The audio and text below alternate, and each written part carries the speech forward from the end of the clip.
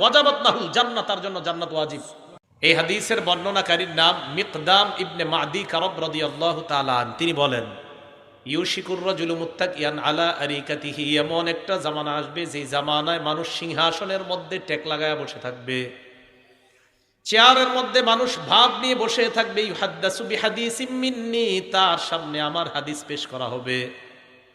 হাদিস পেশ করার পর ওই ভাব ধরুন না লোক বলবে, বাইনানা ওয়া বাইনাকুম কিতাবুল্লাহ, আমাদের মাঝে তোমাদের মাঝে আল্লাহর কোরআন থাকতে হাদিসের কি প্রয়োজন? বলেন নাউজুবিল্লাহ। যুক্তি দিবে, কি বলবে? কোরআন থাকতে আবার হাদিসের কি দরকার? কথা তো সুন্দর।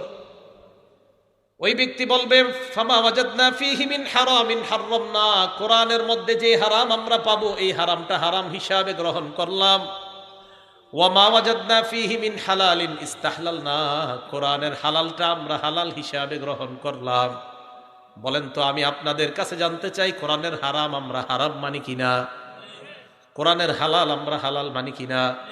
তো ওই ব্যক্তি যুক্তি দিয়ে কয়, কোরআনের হালাল কোরআনের হারাম থাকতে আবার হাদিসের হালাল হারামের কি দরকার? আমাদের নবীজি বলেন, আলা ওয়া ইন্নামা হাররামা রাসূলুল্লাহ মিসলু মা হাররামাল্লাহ, শোনো ওই ব্যক্তিদেরকে জানায়া দাও যারা বলে কোরআন থাকতে হাদিসের দরকার নাই, তাদেরকে জানায়া দাও আমি নবী যা হারাম করি আমার হারাম করাটাও আল্লাহর কোরআনের হারাম করার মতো হারাম হয়ে যায়। কোরআনের হারাম মানতে হবে, আমি নবীর হারাম করাটাও মানতে হবে। কোরআনের হালাল মানতে হবে, আমি নবীর সুন্নাহের মাধ্যমে যেটা হারাম সেটাও মানতে হবে। তাহলে শুধু কোরআন মানা যাবে না, শুধু হাদিস মানা যাবে না, কোরআন সুন্নাহ উভয়টা মানতে হবে। কোরআন সুন্নাহ উভয়টা মানতে হবে। একটা মানবেন আরেকটা ছাড়বেন হবে না। তো রাসূল আকরাম সাল্লাল্লাহু আলাইহি সাল্লাম বলে গেলেন, সিরাতে মুস্তাকিম, কোরআন সুন্নাহর পথকে বলা হয় সিরাতে মুস্তাকিম, সোজা রাস্তা। মনে রাখবেন, যারা বলে শুধু কোরআন মানলেই চলবে হাদিস মানা লাগবে না, তারা সঠিক রাস্তায় নাই, তারা ভুল পথে। যারা বলে শুধু হাদিস মানলেই চলবে কোরআন লাগবে না, তারাও ভুল পথে। আর যারা বলে কোরআন হাদিস কোরআন সুন্নাহ দুটাই মানা যাবে, দুটাই মানতে হবে, সেটা আমরা। এই জন্য আমরা কোরআনও মানি হাদিসও মানি। তাই আলহামদুলিল্লাহ আশা করা যায় আমরা সঠিক রাস্তায় আছি। কথা মনে থাকবে সবার? তাহলে ইমানের উপর থাকার এক নাম্বার শর্ত কোরআন সুন্নাহ উভয়টা মানা। দৃষ্টান্ত নাম্বার ৩, একটা হাদিসের কিতাব আছে নাম সহিহুত তারগীব, এই কিতাবের 40 নম্বর হাদিস। এই হাদিসের বর্ণনাকারী আব্দুল্লাহ ইবনে আব্বাস রাদিয়াল্লাহু তাআলা আনহুমা, তিনি বলেন, খতবান নবী সাল্লাল্লাহু আলাইহি ওয়াসাল্লাম ফি হাজ্জাতিল ওয়াদা, বিদায় হজের সময় আল্লাহ নবী জনগণের সামনে দাঁড়াইলেন, দাঁড়িয়ে বললেন, কদ ইয়াইসা শাইতান বিআইয়ুবাদা বিআরদিকুম, শয়তান নিরাশ হয়ে গিয়েছে, তোমরা শয়তানের ইবাদত করবা না, এই ব্যাপারে শয়তান নিরাশ। মুসলমান তোমরা যারা শয়তানের ইবাদত করবা না, শয়তান নিরাশ হয়ে গেছে, শয়তান জানে মুসলমান আমার ইবাদত করবে না। তবে ওয়ালাকিন্নাহু রাদিয়া আইয়ুতা ফিমা সিওয়া যালিকা মিম্মা তুহাকিরুনা মিন আমালিকুম, তোমরা তুচ্ছ মনে করে কিছু কিছু কর্ম করবা, যে কর্মের মাধ্যমে শয়তান সন্তুষ্ট হয়ে যাবে, শয়তানের আনুগত্য হয়ে যাবে। কিছু কিছু কাজ আছে আমরা মনে করি এটা কোনো ব্যাপার না, করে ফেলি। যেমন ব্যবসায়ীর কাছে একজন আসছে একটা জিনিস কেনার জন্য, তো ব্যবসায়ী একটা কথা একটু উল্টাপাল্টা বইলা ফেলে, মনে করে এটা কোনো ব্যাপার না। রাসূল বলে শয়তান খুশি হয়ে গেছে। আমি ব্যবসায়ী মানুষ, আমি এমনি একটা উল্টাপাল্টা কথা বলছি, মানে মনে করছি এটা কোনো ব্যাপার না, একটু তো উল্টাপাল্টা বলাই যায়। রাসূল বলে, দেখো তুমি শয়তানের ইবাদত করবা না, এতে শয়তান নিরাশ, কিন্তু তুমি মাঝে মাঝে কিছু কথা এটা তুচ্ছ মনে করে উল্টাপাল্টা বলবা, এতে শয়তান তোমার প্রতি বড় খুশি। আমরা যদি আমাদের জীবনে চলার পথে একটু উল্টাপাল্টা কথা বলি, শয়তান খুশি। যেমন বাচ্চারে এইভাবে ডাক দিলেন আপনি, আব্বু এইদিকে আসো তোমারে কিছু দিমু, বাবা এইদিকে আসো তোমারে কিছু দিব। আপনার বাচ্চাটা আসছে, আসার পর হাত খুললেন, কিছু নেই হাতের মধ্যে। রাসূল আকরাম সাল্লাল্লাহু আলাইহি সাল্লাম বলেন, এই যে তুচ্ছ বিষয় মনে করে সন্তানটাকে তুমি ধোকা দিলা, শয়তান খুশি হয়েছে। আপনারা মাঝে মাঝে কবুতর ডাকেন এইভাবে করে, হাতের মধ্যে কি জানি একটা দিয়া, কবুতর সামনে আসার পর কিছুই দেন না, শয়তান খুশি হয়ে গেছে। আপনি মনে করছেন এটা কোনো ব্যাপার না, রাসূল হাদিসের মধ্যে বলে এটাও মিথ্যা কথা। তাহলে এতে কিন্তু শয়তান খুশি হয়। তো শয়তানের ইবাদত করবেন না, এতে শয়তান নিরাশ, কিন্তু শয়তানের আনুগত্য করবেন ছোট ছোট কিছু ভুলের মাধ্যমে, এতে শয়তান সন্তুষ্ট। রাসূল কয়, আমার উম্মত ফাহজারু আইয়ুহান নাস, হে জনগণ তোমরা সতর্ক থাকবা যেন ছোটখাটো ভুলগুলোও তোমাদের দ্বারা না হয়, আর শয়তান যেন খুশি না হয়। আল্লাহ আমাদের সকলকে এই জাতীয় ছোটখাটো ভুলগুলো থেকেও বেঁচে থাকার তৌফিক দান করেন। তাহলে আমরা বানিয়ে বানিয়ে কাউরে এমনি মিথ্যা কথা বলবো না, ঠিক আছে না ইনশাল্লাহ? রসুল শেষে বলেন, শোনো তোমরা, তারাকতু ফীকুম মা, আমি তোমাদের কাছে দুইটা জিনিস রেখে গেলাম, ইন ইয়াতাসামতুম বিহি, এই দুইটা জিনিস যদি তোমরা আঁকড়ে ধরো, ফালান তাদিল্লু আবাদা, কিছুতেই তোমরা পথভ্রষ্ট হবা না। এক নাম্বার কিতাব আল্লাহ, আল্লাহর কোরআন, দুই নাম্বার সুন্নাত নবিয়িহি, আল্লাহ নবীর সুন্নত যদি আঁকড়ে ধরো তোমরা পথভ্রষ্ট হবা না। তাহলে কোরআন সুন্নাহ উভয়টা আঁকড়ে ধরলে আমরা পথভ্রষ্ট হব না। আল্লাহ আমাদের সকলের জীবনটা কোরআন সুন্নাহ মোতাবেক ওই আদর্শে যেন আমরা আদর্শবান হতে পারি, আল্লাহ তৌফিক দান করেন। দৃষ্টান্ত নাম্বার 4, সহিহ বুখারী হাদিস নাম্বার 6482 নাম্বার হাদিস। এই হাদিসের বর্ণনাকারী আবু মুসা রাদিয়াল্লাহু তাআলা আন। এই আবু মুসা বলেন, ক্বালা রাসূলুল্লাহ সাল্লাল্লাহু আলাইহি ওয়াসাল্লাম, আল্লাহ নবী বলেন, ইন্না মাসালি ওয়া মাসালা মা বাসানি আল্লাহু বিহি, আমার দৃষ্টান্ত আর আমি যে কোরআন সুন্নাহ নিয়ে আসলাম, এই কোরআন সুন্নাহর দৃষ্টান্ত হলো এমন, কামাসালি রজুলিন আতা কওমা, এক ব্যক্তি এক সম্প্রদায়ের কাছে আসছে, আসার পর ওই সম্প্রদায়কে বলল, মনে করেন আমি আপনাদের মহিচাইল আসলাম, আসার পর আমি আপনাদেরকে বললাম, শোনো তোমরা, আমি মাধায়া দেখে এসেছি একদল অস্ত্রধারী মানুষ অপেক্ষা করতেছে, সকালবেলা তোমাদের উপর হামলা চালাবে। আপনাদের মধ্যে আমার কথা মানার ক্ষেত্রে দুই দল হয়ে যান। এক দল কয় তার কথা আমরা মানলাম, নিরাপদে আপনারা রাতের বেলা এলাকা ছেড়ে চলে গেলেন। আরেক দল কয় না না, এই কথা আমরা বিশ্বাস করি না, রাতের বেলা আপনারা এলাকার মধ্যে অবস্থান করলেন, ফজরের আগে ওই মাদায়ার শত্রু বাহিনী এসে আপনাদেরকে হামলা করে ধ্বংস করে দেয়। তাহলে এক ব্যক্তি আইসা আপনাদের সামনে আসছে, এক জনগণের সামনে আসছে, সম্প্রদায়ের কাছে আসছে, আসার পর বলছে, শোনো, রাআইতুল জাইশা বিআইনাইয়া, আমি এই দুই চোখ দিয়ে দেখলাম শত্রু বাহিনী অস্ত্র শস্ত্র অপেক্ষা করতেছে, তোমাদের উপর হামলা চালাবে। তখন তার কথা মানার ক্ষেত্রে দুই দল, আতাআহু তাইফাতুম মিনহুম, এক দল তার কথা মানছে, মানার পর ফাআদলাজু ওয়ানতালাকু আলা মুহলাতিহিম, রাতের বেলা নিরাপদ জায়গায় চলে গেছে। ওয়াকাজ্জাবাত তাইফাতুম মিনহুম, আরেক দল তার কথা মানে নাই, না মাইনা আসবাহু মাকানাহুম, রাতের বেলা ঘুমায়া রইছে। সাব্বাহাহুমুল জাইশ, ওই অস্ত্রধারী আইসা এই ঘুমন্ত মানুষগুলোর উপর হামলা চালায়া সবাইরে ধ্বংস করছে। নবীজি বলে, শোনো, আমার দৃষ্টান্ত এই ব্যক্তির মতো, যে ব্যক্তি তোমাদেরকে সতর্ক করছে। কিভাবে? নবী বলেন, আমি তোমাদের কাছে কোরআন সুন্নাহ রেখে গেলাম, আমার এই কোরআন সুন্নাহ মানার ক্ষেত্রে তোমাদের মধ্যে গ্রুপ হবে দুইটা। এক দল আমার কথা মানবে, মানার কারণে নিরাপদে তারা আল্লাহর জান্নাতের মেহমান। আরেক দল আমার কথা মানবে না, অবিশ্বাস করবে, তাদের ঠিকানা ওই রাতে ঘুমন্ত ব্যক্তিদের মতো, যারা ঘুমের কারণে ধ্বংস হয়ে যায়। আমার কথা যারা না মানবে তারা জাহান্নামী হবে, বলেন নাউজুবিল্লাহ। এই দৃষ্টান্তটা মনে রাখতে পারবেন না? এটা ঘরে বাইরে সব জায়গায় শোনাইবেন যে আল্লাহ রসুল সাল্লাল্লাহু আলাইহি সাল্লাম আমাদেরকে সতর্ক করতেছে, ওনার কথা মানার ক্ষেত্রে আমাদের মধ্যে দুই গ্রুপ। একদল ওনার কথা মানবে, নিরাপদে জান্নাতি হবে, আরেক দল ওনার কথা মানবে না, তারা জাহান্নামী হবে। ভাই, আল্লাহ আমাদের সকলকে কোরআন সুন্নাহ রসুলের কথা যেন যথাযথভাবে মেনে জীবনটা সাজিয়ে ঈমান নিয়ে যাইতে পারে, আল্লাহ তৌফিক দান করেন।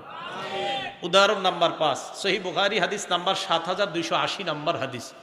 এই হাদিসের বর্ণনাকারী আবু হুরায়রা রাদিয়াল্লাহু তাআলা আন, তিনি বলেন, عن أبي هريرة رضي الله تعالى عنه قال قال رسول الله صلى الله عليه وسلم, আবু হুরায়রা রাদিয়াল্লাহু তাআলা আনহুর বর্ণনা, আল্লাহর নবী বলেন, কুল্লু উম্মতি ইয়াদখুলুনাল জান্নাতা ইল্লা মান আবা, আমার উম্মতের সবাই জান্নাতে যাবে, শুধুমাত্র যারা অস্বীকার করে তারা জান্নাতে যাবে না।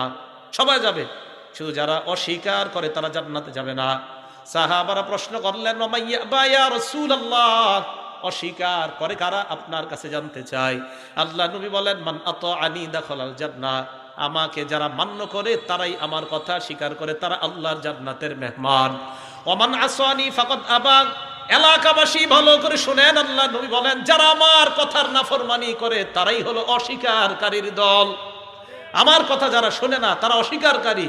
আল্লাহ রাসূল বলেন, তাদের ঠিকানা জাহান্নাম, বলেন নাউজুবিল্লাহ। উদাহরণ নাম্বার 6, সহিহ বুখারী হাদিস নাম্বার 7288 নাম্বার হাদিস।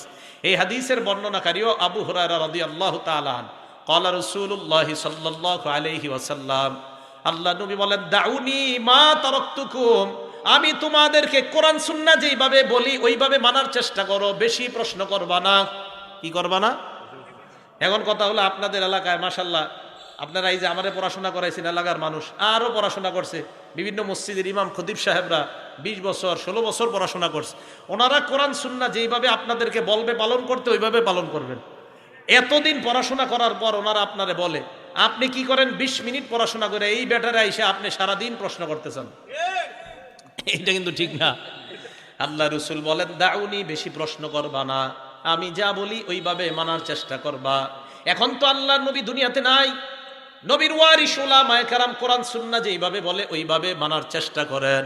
আল্লাহ নবী বলেন, শোনো তোমরা, ইন্নামা হালাকা মান কানা ক্বাবলাকুম বিকাসরাতি সুআলিহিম, তোমাদের পূর্বের জাতি ধ্বংস হয়েছে বেশি প্রশ্ন করার কারণে, ওয়া ইখতিলাফিহিম আলা আম্বিয়াইহিম, নবীদের বিরোধিতা করার কারণে তোমাদের আগের জাতি ধ্বংস হয়ে গেছে। তাহলে বেশি প্রশ্ন না, আমল বেশি করা। শুনবো আলেমদের মুখে, বাস আমল করা শুরু করব, খালি প্রশ্ন। এত প্রশ্ন করে মানুষ, কি প্রশ্ন করে জানেনি? হুজুর সুন্নত না পড়লে কি জাহান্নামে যাবো? মানে প্রশ্ন আর খুঁজে পায় না। যে ব্যক্তি এই প্রশ্ন করে যে সুন্নত না পড়লে কি জাহান্নামী হবো, ওনারে আপনি পাল্টা প্রশ্ন করবেন, তুমি কি গত 1 মাস ফরজ নামাজগুলো পড়ছো ঠিক মতো? নিশ্চিত তার চেহারা কালো হয়ে আপনার সামনে থেকে চলে যাবে। যে আপনারা বলে যে সুন্নত নামাজ না পড়লে গুনাহ হবে কিনা, এলাকার মসজিদের ইমাম সাহেব যারা আছেন, যদি এই প্রশ্ন কখনো শোনেন যে হুজুর সুন্নত না পড়লে কি গুনাহ হবে, পাল্টা বলবেন, ভাই গত 1 মাস আপনি ফরজ নামাজগুলো পড়ছেন নি, সুন্নত পড়ে ফরজগুলো পড়ছেন? দেখবেন তখন কবি নীরব হয়ে আপনার সামনে থেকে বিদায় নেবে। এত প্রশ্ন কিসের? আরে সুন্নত পড়লে কি লাভ এটা জিজ্ঞাসা করেন। আল্লাহ রসুল বলছে দৈনিক 12 রাকাত সুন্নত পড়লে ওয়াজাবাত লাহুল জান্নাত, তার জন্য জান্নাত ওয়াজিব। এটা না জিজ্ঞাসা সুন্নত না পড়লে গুনাহ হইব না। তাহলে আমরা প্রশ্ন বেশি করব না, আমল জানবো, আমল করব। ফজরের আগে 2 রাকাত, জোহরের আগে 4 রাকাত, 6 রাকাত, জোহরের পরে 2 রাকাত, 8 রাকাত, মাগরিবের পরে 2 রাকাত, 10 রাকাত, এশার পরে 2 রাকাত, 12 রাকাত। আল্লাহ রাসূল বলেন, মান সাবারা, যারা দৈনিক এই 12 রাকাত সুন্নত আদায় করবে, ওয়াজাবাত লাহুল জান্নাহ, আল্লাহ তার জন্য জান্নাত ওয়াজিব করবে। তো কেন এই প্রশ্ন করেন যে সুন্নত না পড়লে গুনাহ হবে কিনা? প্রশ্ন বেশি না, আমল বেশি হবে। আল্লাহ আমাদের সকলকে কোরআন সুন্নাহ উলামায়ে কেরাম যেইভাবে বুঝিয়ে দেয় আমাদেরকে, আমরা ওইভাবে পালন করার চেষ্টা করবো। আল্লাহ তৌফিক দান করেন। তাহলে এই হলো 1 নাম্বার, কোরআন সুন্নাহ আঁকড়ে ধরা। যদি ইমানি জীবন, ইমানি মরণ আমরা চাই, 1 নাম্বার শর্ত কোরআন সুন্নাহ আঁকড়ে ধরা। এখন কোরআন সুন্নাহ মানার ক্ষেত্রে মন দিয়ে শুনবেন, এই যে আমি 6টা হাদিস বললাম, প্রত্যেক হাদিসের ক্ষেত্রে একজন সাহাবার নাম বলছি না? প্রথম হাদিসের মধ্যে বললাম হযরত জাবেরের নাম, দ্বিতীয় হাদিসে মিকদাম ইবনে মাদি কারব, তৃতীয় হাদিসে আবু মুসা আব্দুল্লাহ ইবনে আব্বাস, চতুর্থ হাদিসে আবু মুসা, পঞ্চম হাদিসে আবু হুরায়রা, 6 নম্বর হাদিসে আবু হুরায়রা। এই যে সাহাবাদের নাম বইলে হাদিসগুলো বললাম, কি বোঝা যায়? সাহাবা ছাড়া হাদিস বলা সম্ভব না। কি বলা যায়? কি বোঝা যায়? সাহাবা ছাড়া হাদিস বলা। হ্যাঁ, যেহেতু আল্লাহ রসুলের সাহাবা ছাড়া আমরা হাদিসগুলো বলতে পারবো না, তাই সাহাবাদের সমালোচনা আমরা কখনো করব না। কাদের সমালোচনা করব না? হ্যাঁ, মনে রাখবেন, কোরআন সুন্নাহ মানবো, মানার ক্ষেত্রে আমরা আল্লাহ রসুলের সাহাবাদের ব্যাখ্যা গ্রহণ করব। ব্যাখ্যা গ্রহণ করার ক্ষেত্রে সাহাবাদের সমালোচনা আমরা করব না। কেন আমরা সাহাবাদের সমালোচনা করব না? মুসলিম শরীফের 2531 নম্বর হাদিসের বর্ণনা, আল্লাহ নবীর সাহাবা বলেন, সাল্লাইনাল মাগরিবা মা রাসূলিল্লাহি সাল্লাল্লাহু আলাইহি ওয়াসাল্লাম, আমরা আল্লাহর নবীর সাথে মাগরিবের নামাজ আদায় করলাম। মাগরিব আদায় করার পর সুম্মা কুলনা লাউ জালাসনা হাত্তা নুসাল্লিয়া মাহুল ইশা, মাগরিব পড়ছি, পড়ার পর মসজিদে বসে রইলাম, একজন আরেকজনকে বললাম আমরা এশার নামাজ পর্যন্ত অপেক্ষা করব, আল্লাহর নবীর সাথে এশার নামাজ পড়ার পর আমরা বাসায় যাব। আপনারা মাগরিব পড়ছেন মসজিদে, মাগরিব পড়ে বসে রয়েছেন, আপনাদের নিয়ত হলো ইমাম সাহেব এশা পড়াবে, এরপর মসজিদ থেকে বাসায় যাবেন। তো নবীর একদল সাহাবা বলেন, আমরা নবীর সাথে মাগরিব পড়লাম, মাগরিব পড়ার পর আমরা বসে রয়েছি, আমাদের নিয়ত আমরা এশার নামাজটা পড়বো, এরপর বাসায় যাব। তো সবাই বসে রয়েছে। খরজা আলাইনা রাসূলুল্লাহি সাল্লাল্লাহু আলাইহি ওয়াসাল্লাম, আল্লাহ নবী আমাদের সামনে আসলেন, আসার পর আমাদেরকে প্রশ্ন করলেন, মা জিলতুম হাহুনা, তোমরা কতক্ষণ যাবত এই জায়গায় বসে আছো? সাহাবারা বললেন, ইয়া রাসূলুল্লাহ সাল্লাইনা মাকাল মাগরিব, আমরা আপনার সাথে মাগরিবের নামাজ আদায় করলাম, মাগরিবের পর আমরা বলা বলি করলাম, এশার নামাজ আপনার সাথে পড়বো, এরপর বাসায় আমরা যাব। নবীজি বললেন, আহসানতুম, তোমরা ভালো কাজ করছো, সুবহানাল্লাহ, তোমরা ভালো করছো, মাগরিব পড়ছো, এশা পর্যন্ত অপেক্ষা করছো, আমার সাথে এশা পড়ে যাবা। কয় হ্যাঁ। এবার দেখেন সাহাবারা কি কয়, আমরা যখন নবীজির এই কথা বললাম, আমার দিকে তাকান, ফারাফা রাসাহু ইলাস সামা, নবীজি আকাশের দিকে মাথা উঠাইলেন। কোথায়? আকাশ। হাদিসে আসছে, ওয়াকানা কাসীরাম মিম্মা ইয়ারফাউ রাসাহু ইলাস সামা, আল্লাহ নবী বেশিরভাগ সময় আকাশের দিকে তাকাইতেন। বেশিরভাগ সময় কি করতেন? তবে দেশ গ্রামের মানুষ এই আমলটা করতে পারেন, রাস্তাঘাটে হাঁটতে আকাশের দিকে তাকানো। বাকি ঢাকা শহরের মানুষ আবার ঝামেলা, এরা আবার ছাদে উঠে দেখা দরকার, কারণ নিচ থেকে দেখলে ঝামেলা আছে। তো রসুল আকরাম সাল্লাল্লাহু আলাইহি ওয়াসাল্লাম ওনার সাহাবারা বলেন যে রসুল আকাশের দিকে বেশিরভাগ সময় তাকায়। নবীজি আকাশের দিকে তাকাইছে, খুব মন দিয়ে শুনেন। আকাশের দিকে তাকানোর পর আল্লাহ নবী কয় আন-নুজুমু আমানাতুল লিস-সামা, আকাশের নক্ষত্রগুলা আকাশের জন্য আমানত, নিরাপত্তা। এই নক্ষত্রগুলা যতদিন থাকবে আকাশ ততদিন থাকবে। ফাইদা যাহাবাতিন নুজুম, নক্ষত্রগুলা যদি বিলীন হয়ে যায়, আতাস সামা আমা তুআদু, আসমান ধ্বংস হয়ে যাবে, কিয়ামত হয়ে যাবে। মন দিয়ে শুনুন। এরপর আল্লাহ নবী বলেন আমা আমানাতুন লি আসহাবি, আমি আমার সাহাবাদের জন্য নিরাপত্তা স্বরূপ। ফাইদা যাহাবতু, আমি যখন বিদায় নিয়ে নিব, আতা আসহাবি মা ইউআদুনা, আমার সাহাবাদের উপর একের পর এক বিপদ আসতে থাকবে, ফিতনা আসতে থাকবে। এই যে ইমাম মুয়াবিয়া আলী রাদিয়াল্লাহু তাআলা আনহু, এরপরে আস্তে আস্তে সাহাবাদের মাঝে বিভিন্ন বিষয়ে মতভেদ শুরু হয়ে যাওয়া। রাসূল বলেন আমি চলে যাব, তো সাহাবাদের উপর একের পর এক বিপদ আসতে থাকবে। এবার আল্লাহ নবী বলেন শোনো তোমরা উম্মত, ওয়া আসহাবি আমানাতুল লি উম্মতি, আমার সাহাবারা পুরা দুনিয়ার উম্মতের জন্য নিরাপত্তা। আমার সাহাবারা পুরা দুনিয়ার উম্মতের জন্য নিরাপত্তা। মন দিয়ে শুনবেন, সাহাবাদের সমালোচনা ভুলেও করবেন না। আল্লাহ নবী বলেন ফাইদা যাহাবা আসহাবি, আমার সাহাবারা যদি বিদায় নেয়, আতা উম্মতি মা ইউআদুনা, তাহলে আমার উম্মতের উপর গজব এসে যাবে, আমার উম্মত যেন কিয়ামতের অপেক্ষা করে নেয়। সাহাবারা দুনিয়া থেকে বিদায় নেওয়া, এটাই উম্মতের জন্য পুরা কপালের লক্ষণ। তো আল্লাহ রসুল বললেন আরে আমার উম্মতের উপর সাহাবারা যতদিন থাকবে, উম্মতের জন্য ততদিন নিরাপত্তা থাকবে। আমার সাহাবারা বিদায় নিবে তো উম্মত বিপদের মধ্যে পড়বে। এই কথাটা আরেকটা বর্ণনা দ্বারা বোঝা যায়। আস-সিলসিলাতুস সহিহা 3283 নম্বর হাদিস।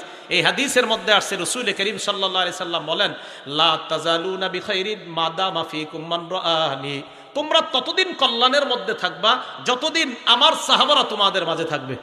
তো রাসূল আকরাম সাল্লাল্লাহু আলাইহি সাল্লাম কি বললেন? আমার সাহাবারা তোমাদের মাঝে থাকা মানে তোমরা কল্যাণের মধ্যে থাকা। এরপর কি বলে দেখেন, ওয়াল্লাহি লা তাজালুনা বিখাইরিন মা দামা ফীকুম মান রাআনি, আল্লাহর কসম তোমরা ততদিন কল্যাণের মধ্যে থাকবা যতদিন তোমাদের মাঝে তারা থাকবে যারা আমার সাহাবাদেরকে দেখছে, মানে তাবেঈরা। এই হাদিস দ্বারা বোঝা যায় ইমাম আবু হানিফা, ইমাম আলকামা ইবনে আক্কাস আল-লাইসি, ইমাম শাফি, ইমাম মালিক, তাদেরকেও গালি দেওয়া যাবে না। রাসূল বলছেন আমার সাহাবাদেরকে যারা দেখছে তারা তোমাদের মাঝে যতদিন আছে ততদিন তোমরা কল্যাণের মধ্যে থাকবা। তাহলে সাহাবাদেরকে দেখছে তাবেঈরা। এরপর আল্লাহ নবী বলেন আল্লাহি লা তাজালুনা বিখাইরিন মা দামা ফীকুম মান রাআনি, আমার সাহাবাদেরকে যারা দেখছে তাদেরকে যারা দেখছে মানে তাবেঈনরা যতদিন তোমাদের মাঝে থাকবে ততদিন তোমরা কল্যাণের মধ্যে থাকবা। হাদিস দ্বারা বোঝা যায় সাহাবারা উম্মতের জন্য কল্যাণ। তাই মেহেরবানি করে কোন সাহাবাদের সমালোচনা আমরা করব না, এই কথাটা মাথায় রাখবেন। ইবনে মাজার 162 নম্বর হাদিসের মধ্যে আসছে রাসূল আকরাম সাল্লাল্লাহু আলাইহি সাল্লামের সাহাবা বর্ণনা করেন লা তাসুব্বু আসহাবা মুহাম্মাদিন সাল্লাল্লাহু আলাইহি ওয়াসাল্লাম, সাহাবাদেরকে তোমরা গালি দিও না। এবার দেখেন কি কয়, লা মুকামু আহাদিহিম ইয়ানি সাআতান মা'আন নবী সাল্লাল্লাহু আলাইহি ওয়াসাল্লাম খায়রুম মিন আমালিকুম উমরা, তোমাদের কেউ সারা জীবন আমল করছে, নবীর সাথে কোন সাহাবা সামান্য মুহূর্ত বসে রয়েছে, তোমরা সারা জীবন আমল করার চাইতেও নবীর সাথে সাহাবার সামান্য সময় কাটানো তোমাদের সারা জিন্দেগীর আমলের চাইতে বেশি দামি। সাহাবাদেরকে গালি দেওয়া যাবে না। একটা কিতাব আছে নাম আল জামিউস সগীর, হাদিসের কিতাব। এই কিতাবের 8752 নম্বর হাদিস, ক্বালা রাসূলুল্লাহ সাল্লাল্লাহু আলাইহি ওয়াসাল্লাম, আল্লাহ নবী বলেন মান সাব্বা আসহাবি, আমার সাহাবাদেরকে যারা গালি দেয় ফালাইহি লানাতুল্লাহ, তার উপর আল্লাহর অভিশাপ, ওয়াল মালাইকা, ফেরেশতাদের অভিশাপ, ওয়ান নাসি আজমাইন, মানুষের অভিশাপ। মনে রাখবেন এই মুহররম মাস আসলে একটা গোষ্ঠী সাহাবাদেরকে গালিগালাজ করে, মুহররম মাস আসলে একটা দল সাহাবাদেরকে গালিগালাজ করে। ভাইও ভালো করে মনে রাখবেন, সাহাবাদেরকে গালি দিবেন না, সাহাবাদের ব্যাপারে গালি শুনবেন না, সাহাবাদেরকে যেই মজলিসগুলোতে গালি দেওয়া হয় ওই মজলিসে যাবেন না, সাহাবাদের গালি দিয়েন না, সাবধান, একদম জীবন শেষ হয়ে যাবে। রাসূল আকরাম সাল্লাল্লাহু আলাইহি সাল্লাম, সহিহ বুখারী হাদিস নাম্বার 3673 নম্বর হাদিস। এই হাদিসের মধ্যে রাসূল আকরাম সাল্লাল্লাহু আলাইহি সাল্লাম বলেন লা তাসুব্বু আসহাবি, আমার সাহাবাদেরকে তোমরা গালি দিও না। কি কয় দেখেন, লাউ আন্না আহাদাকুম আনফাকা মিসলা উহুদিন যাহাবা, তোমাদের কেউ যদি উহুদ পাহাড় সমপরিমাণ স্বর্ণ আল্লাহর রাস্তায় দান করো, কি পাহাড় সমপরিমাণ? উহুদ পাহাড় পরিমাণ স্বর্ণ যদি আল্লাহর রাস্তায় দান করে তোমাদের কেউ, মা বালাগমুদ্দা আহাদিহিম, আমার দিকে তাকান, নবী বলেন আমার সাহাবা 2 হাতে যা দান করছে, তোমাদের উহুদ পাহাড় সমপরিমাণ স্বর্ণ আল্লাহর রাস্তায় দান করলেও আমার সাহাবার 2 হাত পরিমাণ দানের কাছেও পৌঁছতে পারবে না। নবীজি বলেন না না, ওয়ালা নাসিফা, 2 হাত না, কয় 1 হাতে যা দান করছে। প্রথম বলছে 2 হাত, পরে কয় না 1 হাত। আমার সাহাবা 1 হাতে যা দান করছে, তোমরা উহুদ পাহাড় সমপরিমাণ স্বর্ণ দান করলেও আমার সাহাবার ধারে কাছেও যেতে পারবে না। ভাই কথাগুলো মনে থাকবে। তাহলে হাদিস মানবো আমরা, কোরআন সুন্নাহ মানতে হবে, সাহাবা বাদ দেওয়া যাবে না। সাহাবাদের সূত্র ধরেই কোরআন সুন্নাহ বুঝতে হবে আমাদের। এই জন্য একদল সাহাবাদেরকে সমালোচিত বানাইতে চায়, কেন জানেন? তারা কেমন যেন কোরআন সুন্নাহর উপর আঘাত করতে চায়, আক্রমণ করতে চায়। এই জন্য সাহাবা সমালোচনা থেকে আল্লাহ আমাদেরকে হেফাজত করেন। বিসমিল্লাহ। আরেকটা হাদিস শুনেন। রাসূল আকরাম সাল্লাল্লাহু আলাইহি সাল্লামের এক সাহাবা, নাম আব্দুল্লাহ ইবনে আব্বাস রাদিয়াল্লাহু তাআলা আনহুমা, কিতাবের নাম শরহুত তাহাবিয়া, 693 নম্বর হাদিস। এই হাদিসের মধ্যে আসছে আল্লাহ রসুলের সাথে কোনো সাহাবা সামান্য সময় অবস্থান করা, আগে বলছে সারা জীবন। এই হাদিসের মধ্যে বলছে আল্লাহ রসুলের সাথে কোনো সাহাবার সামান্য সময় অবস্থান তোমাদের 40 বছর ইবাদতের চাইতে বেশি দামি। এই কথাগুলো আমি কেন বলছি জানেন? এই মুহররম মাস আসলে আমাদের নবীজির একজন বিখ্যাত সাহাবার সমালোচনা করা হয়, তার নাম আমিরে মুআবিয়া রাদিয়াল্লাহু তাআলা। কি নাম বলেন তো? মুআবিয়া রাদিয়াল্লাহু তাআলা। এই মুআবিয়া রাদিয়াল্লাহু তাআলা সমালোচনা কেন করা হয়? উনি হলেন ইয়াজিদের আব্বা। কার আব্বা? ইয়াজিদ। যেই ইয়াজিদ কারবালার প্রান্তরে হুসাইন রাদিয়াল্লাহু তাআলা আনহুকে শহীদ করছে, এই ইয়াজিদের আব্বা ইমাম মুআবিয়া রাদিয়াল্লাহু তাআলা। ইয়াজিদকে কেন্দ্র করে মুআবিয়া রাদিয়াল্লাহু তাআলা আনহুর সমালোচনা করা হয়। মনে রাখবেন, বাবাকে সন্তানের কারণে সমালোচনা যদি করেন, নূহ আলাইহিস সালাতু ওয়াস সালামের ছেলে কাফের ছিল, এখন নূহ নবীর সমালোচনা করবেন আপনারা? ইব্রাহিম নবীর আব্বা কাফের ছিল, এখন ছেলের সমালোচনা করবেন? লূত আলাইহিস সালামের বিবি কাফেরা ছিল, এই বিবির কারণে স্বামীর সমালোচনা করবেন? তো যেহেতু ওই জায়গায় সমালোচনা করবেন না, ইয়াজিদ নিঃসন্দেহে খারাপ ছিল, ইয়াজিদের কারণে তার আব্বা আমিরে মুআবিয়া, যার থেকে 163টা নবীর হাদিস বর্ণনা হয়েছে, তার ব্যাপারে সমালোচনা শুনবেনও না, কানেও দিবেন না। যে মজলিসে তার সমালোচনা করা হয় ওই মজলিসগুলোতেও যাবেন না। মনে রাখবেন, এই আমিরে মুআবিয়ার সময় মুসলমানদের পর্তুগাল থেকে চীন পর্যন্ত, আফ্রিকা থেকে ইউরোপ পর্যন্ত 65 লক্ষ বর্গ মাইল মুসলমানদের অধীনে আসছে। কয় লক্ষ? তো এমন একজন সাহাবার সমালোচনা এটা আমরা করব না। তাহলে কোরআন সুন্নাহ বুঝতে হলে সাহাবা লাগবে, আর সাহাবাদের সমালোচনা আমরা কিছুতেই করব না। আল্লাহ আমাদের সকলকে সাহাবার সমালোচনা থেকে যেন আমরা বেঁচে থাকতে পারি, আল্লাহ তৌফিক দান করেন। বলেন তো, ইমানি জীবন ইমানি মরণ নিয়ে কয় উপায়? 6টা। 1 নাম্বার গেল কোরআন সুন্নাহ আঁকড়ে ধরা। 2 নাম্বার, দৈনিক যে আমলগুলা করেন এই আমলগুলা নিয়মিত করা, একদিনও ছাড়বেন না। আমল যদিও কম হয়, আপনি 33 বার সুবহানাল্লাহ বলেন নামাজের পর, এটা একদিনও ছাড়বেন না। সহিহ বুখারী হাদিস নাম্বার 5861 নাম্বার হাদিস। ক্বালা রাসূলুল্লাহ সাল্লাল্লাহু আলাইহি ওয়াসাল্লাম, আল্লাহর নবী বলেন, ইন্না আহাব্বাল আমালি ইলাল্লাহ মা দামা ওয়া ইন কাল্লা। নবীজি বলেন, সবচাইতে আল্লাহর কাছে প্রিয় আমল হলো ওই আমল যে আমলটা ধারাবাহিকভাবে করা হয়, যদিও আমলের সংখ্যা কম হয়। ধারাবাহিকভাবে আমল করা, আমলটা যদিও কম হয়, প্রত্যেক দিন আল্লাহ রসুল সাল্লাল্লাহু আলাইহি সাল্লাম বলেন, যে আমল যদিও কম কিন্তু ধারাবাহিক, আপনি প্রতিদিন 10 বার দুরূদ শরীফ পড়েন, এটা একদিনও ছাড়বেন না, বরং 11 বার বাড়ানোর চেষ্টা করেন, এটা কোনোদিনও ছাড়বেন না। 33 বার সুবহানাল্লাহ আমল আপনি প্রত্যেকদিন নামাজের পরে করেন, এটা ছাড়বেন না। আয়াতুল কুরসির আমল প্রত্যেক ফরজউক্ত নামাজের পরে আপনারা করেন, এটা একদিনও ছাড়বেন না। তো এই যে নিয়মিত আমলগুলা, রাসূল সাল্লাল্লাহু আলাইহি সাল্লাম বলেন, আল্লাহর কাছে সবচেয়ে প্রিয় আমল হলো ওই আমল যেই আমলটা দৈনিক করা হয়, যদিও আমলের সংখ্যা কম হয়। তাহলে ইমানি জীবন ইমানি মরণের 2 নাম্বার শর্ত, আমল কম হোক, নিয়মিত করা। 3 নাম্বার, আল্লাহ ওয়ালাদের মজলিসে বসা। বলেন তো, কাদের মজলিসে বসা? আল্লাহ ওয়ালাদের মজলিসে বসা, এটা হলো 3 নাম্বার। এটা মন দিয়ে শোনেন। সূরা তাওবা আয়াত নাম্বার 119 আল্লাহ বলেন, ইয়া আইয়ুহাল্লাযীনা আমানুত্তাকুল্লাহা ওয়া কুনু মা'আস সাদিকিন। হে ঈমানদারগণ, তোমরা ঈমান আনো, তাকওয়া অবলম্বন করো। ওয়া কুনু মা'আস সাদিকিন, আল্লাহ ওয়ালাদের সাথে উঠা বসা করো। আল্লাহ ওয়ালাদের সাথে উঠা বসার দৃষ্টান্ত আল্লাহ নবী বুখারীর বর্ণনায় বলেন। সহিহ বুখারীর 2101 নম্বর হাদিসের বর্ণনা, আল্লাহ রাসূল সাল্লাল্লাহু আলাইহি ওয়াসাল্লাম বলেন, মাসালুল জালিসিস সালিহি ওয়াল জালিসিস সু কামাসালি সাহিবিল মিসকি ওয়াকিরিল হাদ্দাদ। আল্লাহ রাসূল বলেন, তোমাদের সন্তান খারাপ সঙ্গীর সাথে উঠা বসা করে নাকি ভালো সঙ্গীর সাথে উঠা বসা করে? রাসূল আকরাম সাল্লাল্লাহু আলাইহি ওয়াসাল্লাম বলেন, খারাপ সঙ্গী আর ভালো সঙ্গীর দৃষ্টান্ত এই ব্যক্তির মতো, যেই ব্যক্তি আতর বিক্রেতার কাছে যায় এবং কামারের কাছে যায়। আল্লাহ নবী বলেন, তুমি যদি আতর বিক্রেতার কাছে যাও তাহলে তোমার দুইটা লাভের একটা লাভ হবে, ইম্মা তাশতারিহি, হয়তো তার কাছ থেকে আতর কিনবা, ওয়া ইম্মা তাজিদু মিনহু রিহান তাইয়্যিবা। আতর বিক্রেতার কাছে যখন তুমি যাও, হয়তো তার কাছ থেকে তুমি টাকা থাকলে আতর কিনবা, আর যদি তোমার কাছে টাকা না থাকে অন্তত তার কাছ থেকে ফ্রি তুমি আতরের ঘ্রাণ পাইবা। আল্লাহ নবী বলেন, ভালো মানুষের সঙ্গ গ্রহণ করার লাভ হলো এইটা। ভালো মানুষের কাছে যদি যাও, তুমি যদিও ভালো হতে না পারো, ভালো হওয়ার নিয়ম কানুন তুমি জানতে পারবা। ভালো মানুষের সাথে উঠা বসা করা। আপনি খেয়াল রাখবেন, আপনার সন্তানটা উল্টাপাল্টা মানুষের সাথে যেন না চলে, আপনার সন্তানটা খারাপ মানুষের সাথে যেন না চলে, এই ব্যাপারটা আপনাকে খেয়াল রাখতে হবে। এবার রাসূল সাল্লাল্লাহু আলাইহি সাল্লাম বলেন, তুমি যদি খারাপ মানুষের সাথে চলো, তোমার দৃষ্টান্ত হলো কামারের মতো।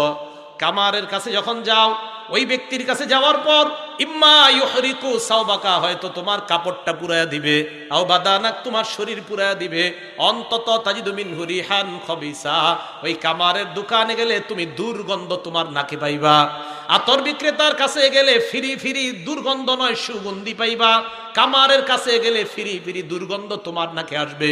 আল্লাহ নবী বলেন, ভালো মানুষের সাথে যখন তুমি উঠা বসা করবা, তাহলে তোমার মধ্যে অন্তত ভালো হওয়ার কিছু গুণ তোমার মধ্যে আল্লাহ পয়দা করে দিবেন। এই জন্য রাসূল আকরাম সাল্লাল্লাহু আলাইহি সাল্লাম বললেন, ভালো মানুষের দৃষ্টান্ত আর খারাপ মানুষের দৃষ্টান্ত হলো আতর বিক্রেতার মতো আর হলো কামারের মতো।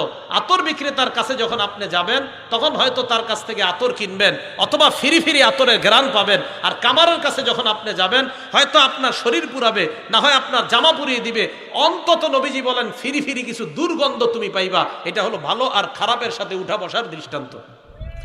তাহলে আমরা আমাদের 3 নাম্বার উপায়, ইমানি জীবন ইমানি মরণের 3 নাম্বার উপায়, সেটা হলো ভালো মানুষের সঙ্গে উঠা বসা করা। আল্লাহওয়ালার যে এলাকায় আসে ওই এলাকায় বেশি বেশি যাওয়া, আল্লাহওয়ালাদের সোহবত গ্রহণ করা। আল্লাহ তৌফিক দান করেন। এবার আরেকটা দৃষ্টান্ত শোনেন। আবু দাউদ শরীফ হাদিস নাম্বার 4833 নাম্বার হাদিস। এই হাদিসটা মন দিয়ে শোনেন। আপনার ছেলে কার সাথে ডেলি উঠা বসা করে একটু দেখেন। ক্বালা রাসূলুল্লাহি সাল্লাল্লাহু আলাইহি ওয়াসাল্লাম, আল্লাহ নবী বলেন, আন্নাসু আলা দীনি খলিলিহি, মানুষ তার বন্ধুর রীতিনীতির অনুসারী হয়। মানুষ বন্ধুর রীতিনীতির অনুসারী হয়। দেখবেন অনেক ছেলেরা চুলগুলা এমন স্টাইলে রাখে যে স্টাইল অমুক নায়ক করে। আমাদের মা বোনরা এমন স্টাইলে তার চুলগুলা সে পার্লারে গিয়ে সাজে যেমন ওই নায়িকা এটা করে। তো আল্লাহ রসুল বলেন, মানুষ তার বন্ধুর রীতিনীতির অনুসারী হয়। মানুষ যাকে মহব্বত করে, সে যা করে মানুষ এটা করতে চায়। আল্লাহ নবী বলেন, ফাল্যানজুর আহাদুকুম মাইয়ুখালিল, তোমাদের প্রত্যেকের চিন্তা করা উচিত তুমি কাকে বন্ধু বানাইলা।